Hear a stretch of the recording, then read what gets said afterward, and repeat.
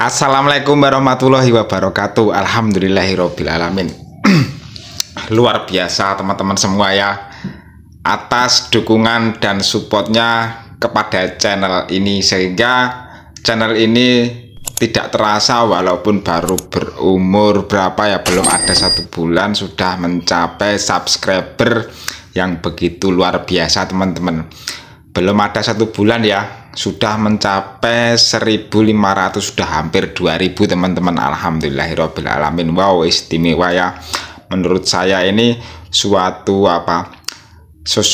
yang luar biasa teman-teman. Pokoknya saya mengucapkan beribu-ribu terima kasih atas dukungan support teman-teman semua ya, yang sudah berkenan bersedia memberikan supportnya di channel ini.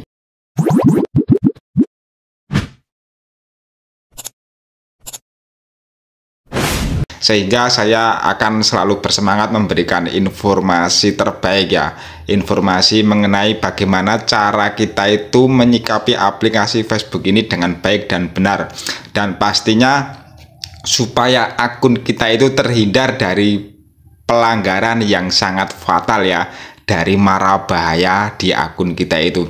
Kita harus bisa menghindari ya mara bahaya pada akun kita, agar nanti kita kalau membuat konten di akun kita itu berjalan dengan baik dan lancar, akun kita itu tidak terkena pelanggaran gitu teman-teman, pelanggaran yang fatal. Syukur-syukur akun kita itu nanti bisa berkembang dengan baik, dengan semestinya ya, biar bisa mengikuti para suhu-suhu yang lain itu. Mereka pada sukses, kenapa kita kok belum bisa sukses? Sebenarnya itu adalah karena perilaku kita sendiri teman-teman. Dari perilaku kita itu belum tepat aja ya. Karena Facebook ini prosedurnya sangat banyak teman-teman, jadi setiap faktor itu mempengaruhi kinerja akun kita. Sehingga apa yang kita perbuat di akun kita ini semata-mata adalah memang bentuk perjuangan sepenuhnya dari perilaku kita teman-teman. Oke, topik pembahasan kali ini adalah kendala-kendala yang biasanya sering dialami agak serak ya. Kendala-kendala yang sering dialami oleh konten kreator ya, dan cara antisipasinya, cara menyelesaikan permasalahannya pada umumnya. Jadi di sini setiap akun itu berbeda-beda ya, kualitas kelebihannya itu berbeda-beda, daya responnya, algoritma, kecepatannya itu juga berbeda ya. Jadi jangan semata-mata semua ini disamakan, tapi pada umumnya kinerja sistem itu sama ya. Jadi sistem itu menerapkan ke semua akun itu sama, cuman kualitasnya dalam kecepatannya itu berbeda-beda. Ada yang lambat, ada yang cepat, ada yang super cepat. Sebenarnya itu tergantung perilaku kita sendiri teman-teman. Kalau kita membentuk akunnya sudah dengan cara yang benar, algoritmanya pasti akan terbentuk dengan benar ya, sehingga jalannya itu tek tek tek tek teman-teman. Dia tidak ada terkena shadow atau hambatan-hambatan dari perilaku kita ya. Faktornya banyak banget akun kita itu, kalau ada masalah saja pasti bisa menimbulkan akun kita itu tidak berkembang atau susah untuk naiknya teman-teman. Seperti terkena shadow itu ya, shadow itu tidak ada notif pelanggaran apa-apa, tahu-tahu tiba-tiba akun kita itu kalau membuat postingan tidak ada yang nonton, sepi. Tiba-tiba biasanya ada yang menonton entah 100, 200, kok itu sama sekali nggak ada. Itu karena perilaku kita ya, mungkin cara membuat judulnya itu tidak tepat atau salah mengandung unsur-unsur yang dilanggar oleh sistem Facebook. Jadi terdeteksi seperti itu, terus sistem itu mendefinisi postingan kita itu tidak layak untuk disebarkan, jadi langsung berhenti di situ saja. Karena saya pernah berpengalaman seperti itu juga ya. Mungkin teman-teman juga sering pengalaman seperti itu, tiba-tiba kok nggak ada yang nonton ya. Faktornya tidak hanya itu saja, mungkin karena kita suka berperilaku berubah-ubah ya. Jadi sistem itu akan mudah berubah dan bingung kalau perilaku kita itu sering berubah-ubah, sering melakukan kegiatan yang berbeda-beda gitu ya. Jadi usahakan, makanya kita bentuk dengan satu tema, agar apa? Sistem itu tidak bingung, bisa membaca, mendeteksi kinerja akun kita itu dengan satu tema, akan terbentuk algoritmanya dengan cepat ya. Begitu juga dengan kapasitas kemampuan akun itu beda-beda teman-teman. Setiap akun itu punya kelebihan masing-masing ya. Ada yang bisa cepat, ada yang bisa lambat. Yang penting kita sudah mengupayakan bagaimana caranya supaya akun kita itu nanti berkinerja dengan baik. Bangun dengan pondasi dari sedini mungkin, dari awal mungkin. Bangun dengan cara alami, yaitu yang diminati oleh Facebook. Karena Facebook itu hanya menginginkan konten kreator itu berinteraksi, berperilaku secara autentik, secara alami, tanpa ada saling support. Teman-teman tolong dicatat ya, jangan pernah melakukan saling support, kesalingan itu yang sangat fatal ya teman-teman. Kalau teman-teman dari awal sudah membentuk dengan kesalingan, itu sudah sangat disayangkan sekali. Akunnya itu ibaratnya sudah dimasukin oleh virus-virus akun-akun yang saling support. Jadi mereka itu mungkin karena udah keseringan bersarang di situ, dia itu hengkangnya agak susah teman-teman. Karena ini sistem, kita tidak tahu sistem itu akan berubah dengan baiknya secara cepat atau lambat teman-teman.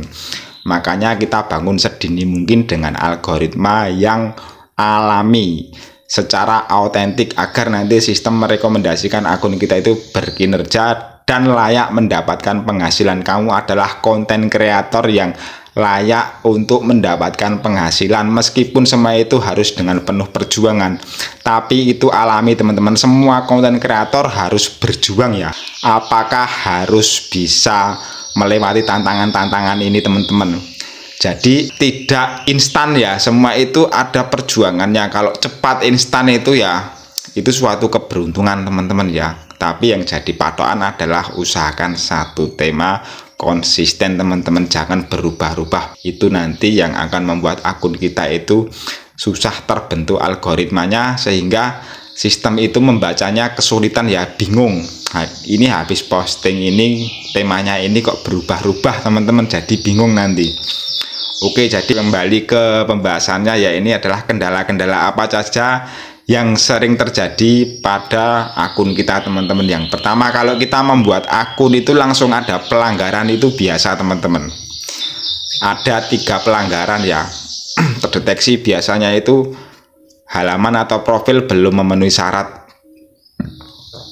atau user tidak memenuhi syarat. Yang lainnya apa saya lupa, pokoknya ada 3 notif biasanya seperti itu teman-teman.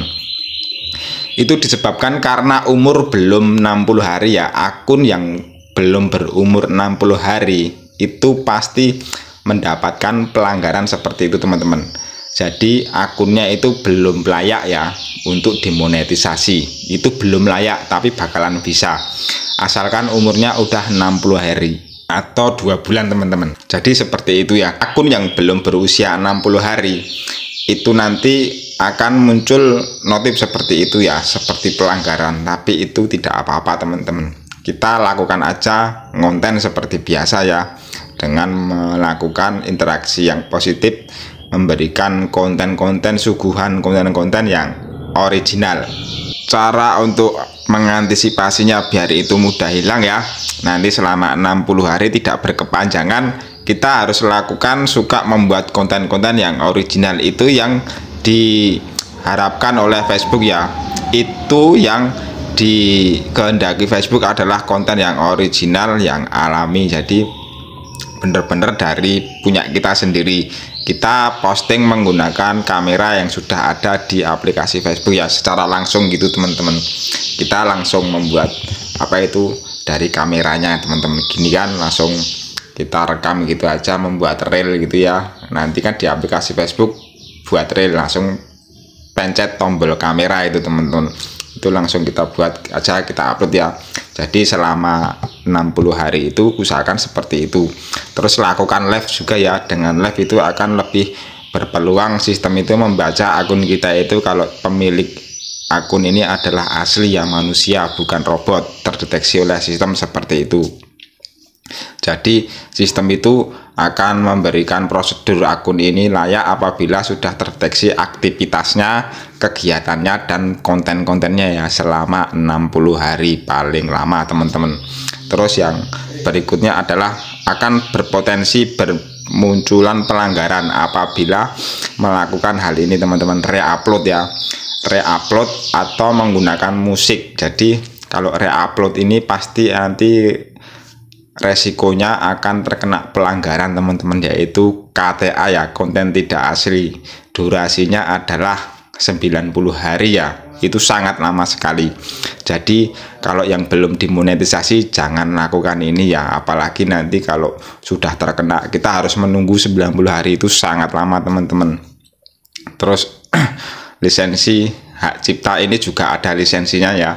Misalkan sekarang tidak terkena KTA, bisa viral, bisa kita edit-edit gitu ya, tapi lebih berpeluang lagi kalau nanti sudah viral, pemilik konten ini akan berpotensi melaporkan ya. Kalau kita sudah terkena laporan dari pemilik video itu, dari konten itu sangat berpotensi kita terkena pelanggaran ya, seperti kekayaan intelektual ya. Pemilik hak cipta itu sepenuhnya dimiliki oleh konten tersebut teman-teman, pemilik konten tersebut, sehingga kita dilaporkan, maka sudahlah, kita tidak bisa berbuat apa-apa lagi.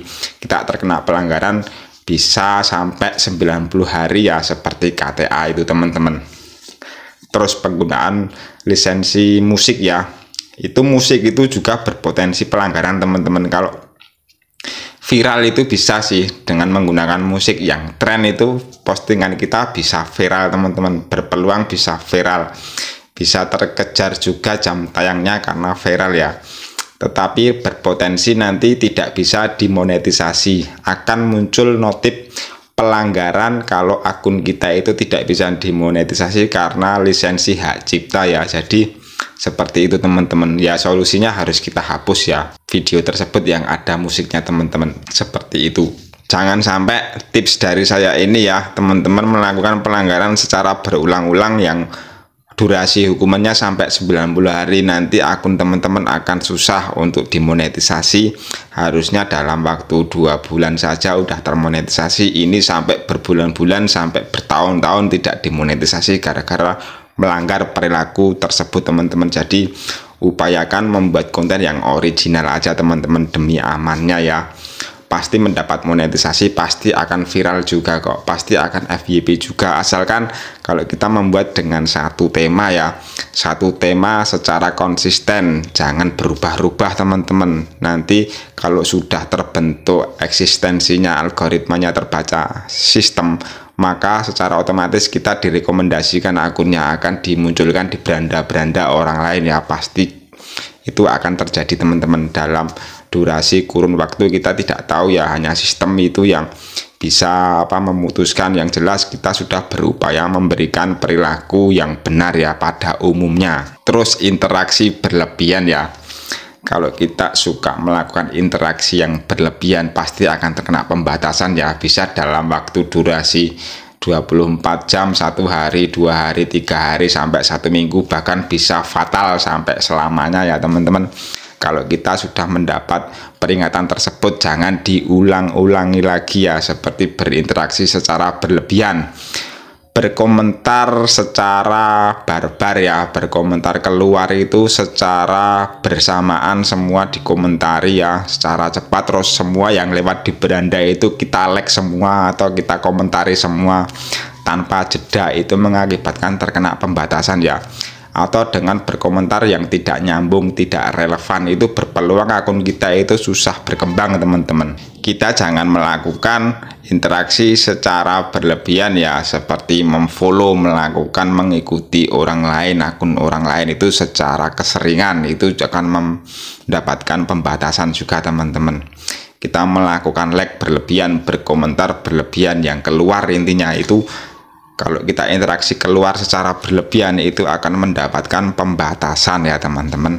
Antisipasinya adalah hindari perilaku tersebut secara berlebihan, pakai irama. Jadi maksudnya pakai irama itu seperti apa?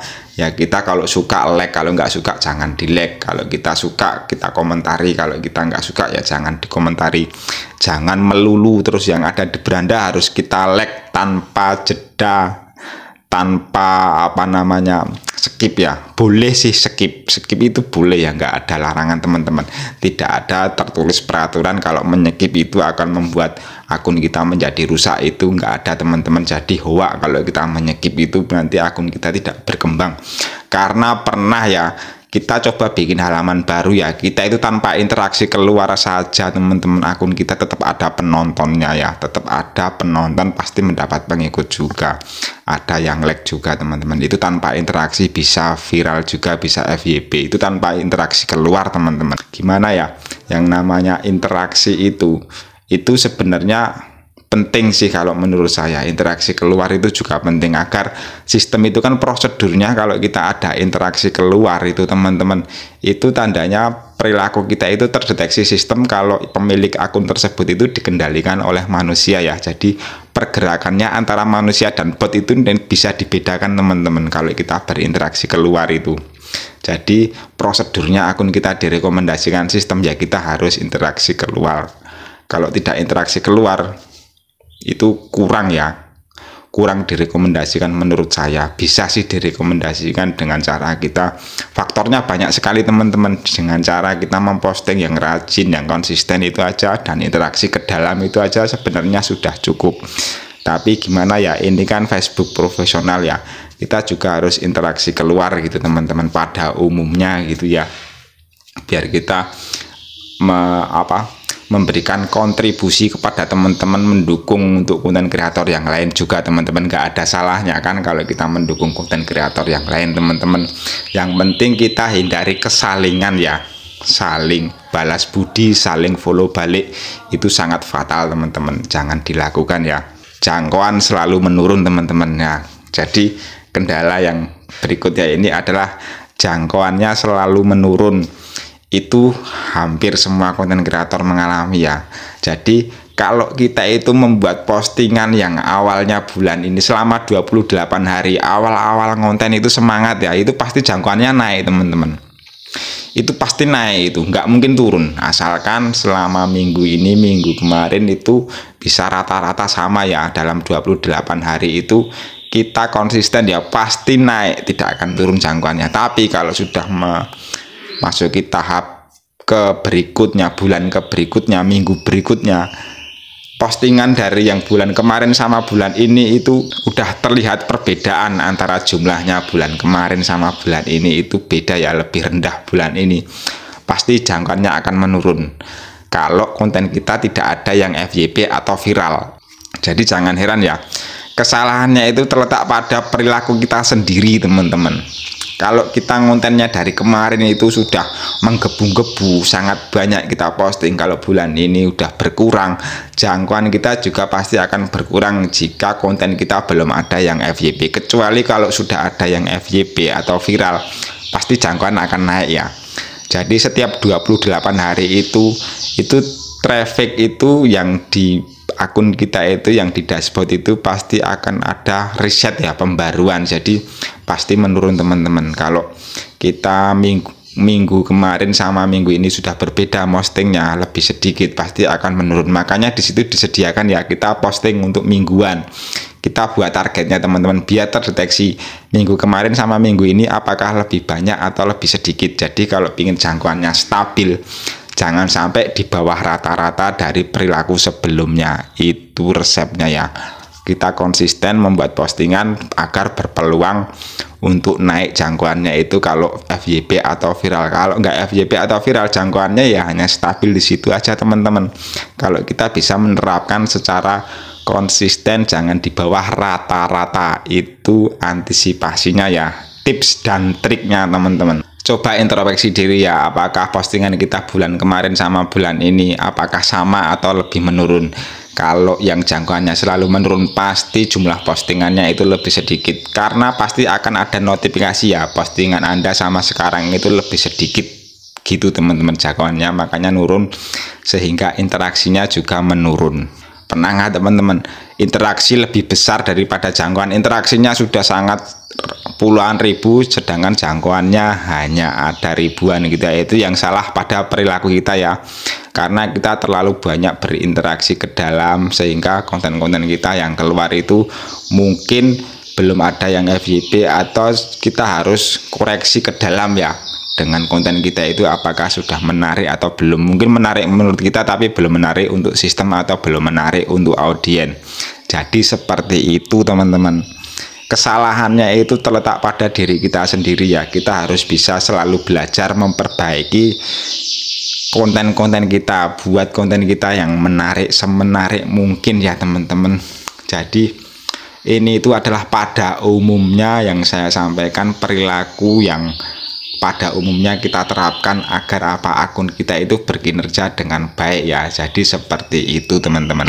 Nah, yang paling fatal ini adalah perilaku kesalingan ya, seperti saling follow, saling R2R. Saya tidak akan lelah-lelahnya untuk memperingatkan teman-teman karena ini perilaku yang fatal.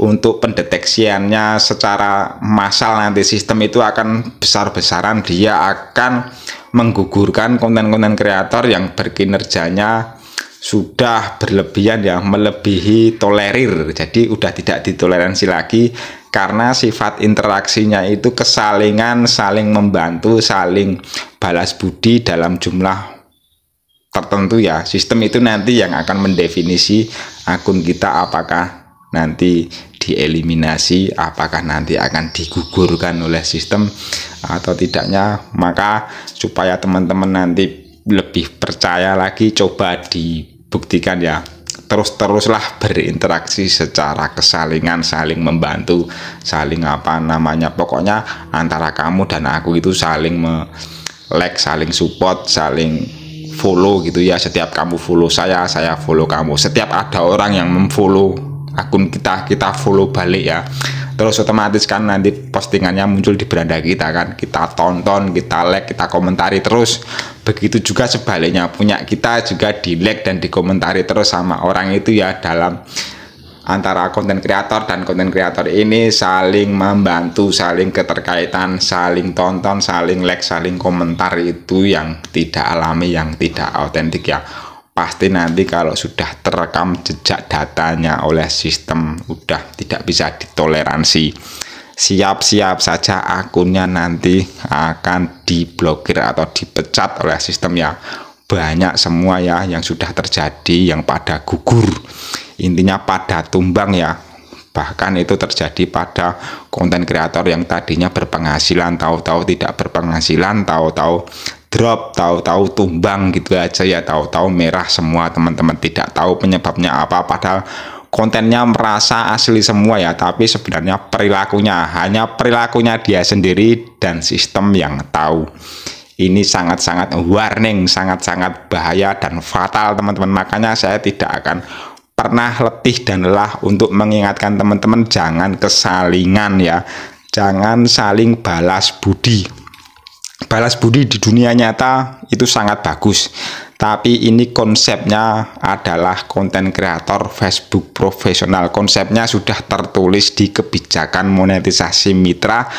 Kalau sesama konten kreator tidak boleh terlibat di dalamnya melakukan interaksi palsu. Dalam arti adalah saling mengembangkan kinerja kontennya sehingga meningkatkan kinerja retensi akunnya ya. Retensi itu adalah peningkatan kinerja postingannya berdasarkan saling tonton, saling bantu, saling menonton itu ya. Sama saja itu teman-teman. Pokoknya nanti dengan retensi yang naik otomatis gajinya kan naik. Itu yang sangat dilarang oleh sistem. Jadi kalau terlibat, saling terlibat, di situ jelas ya, antara si A ada si B, antara si B ada si A dengan data yang banyak, maka di situ dinamakan tidak autentik, tidak alami, kesalingan ya. Semoga pada paham semua. Kita hindari perilaku tersebut teman-teman. Semoga teman-teman semua nanti bisa menghindari itu ya, yang awalnya sudah keterlanjutan. Kita pelan-pelan ya, kita hindari, jangan pelan-pelan, langsung kita hindari perilaku interaksi seperti itu teman-teman. Biar apa? Biar akun kita itu aman, sehat, dan bisa diandalkan ke depannya ya. Untuk nanti kalau sudah awalnya sudah terbentuk dengan perilaku yang keliru, kita terapkan dengan perilaku yang benar, pastinya akan ada dampaknya ya, mungkin sepi atau gimana. Yang jelas itu nanti tidak secara instan, semua butuh proses, butuh prosedur teman-teman. Prosedurnya itu, sistem itu dia tidak bisa merespon dengan cepat, pokoknya nanti pasti ada perubahan. Oke, gitu saja yang saya sampaikan teman-teman ya, semoga bermanfaat. Jangan lupa yang baru mengenal channel saya ini, tinggalkan jejaknya berupa like dan subscribe sebanyak-banyaknya ya, agar saya semakin bersemangat memberikan informasi seputar tips dan trik cara menyikapi aplikasi Facebook ini dengan baik dan benar. Dan jika ada pertanyaan bisa kok tinggalkan komentar di bawah postingan video ini ya, agar kita bisa saling diskusi di sini ya, saling bertukar pikiran. Oke, gitu aja. Wassalamualaikum warahmatullahi wabarakatuh. Semangat selalu.